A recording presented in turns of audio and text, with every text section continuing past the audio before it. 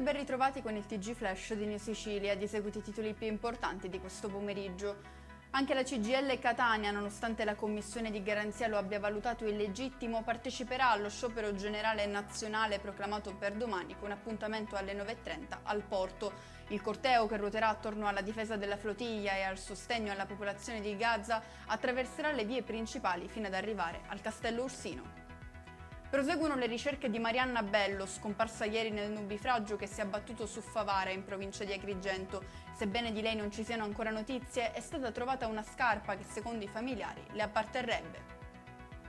Colpito da un infarto durante la traversata dello stretto di Messina, è morto così a bordo di una nave Caronte Tourist un uomo di 61 anni, camionista originario di Milazzo. L'allarme sarebbe stato lanciato dopo che al momento di lasciare il traghetto il tir condotto dall'uomo restava fermo, impedendo il passaggio degli altri mezzi.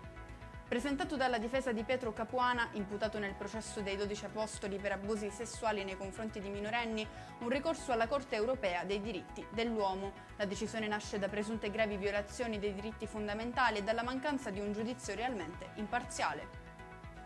Chiudiamo con il meteo. Torna il bel tempo sulla Sicilia che, dopo le acquazzoni degli ultimi giorni, da domani sembra invece essere pronta a riaccogliere il sole. La Protezione Civile regionale infatti non ha diramato alcuna allerta meteo. E con questo è tutto, prossimo appuntamento domani alle 13:30. Grazie per averci seguito, buon proseguimento di serata.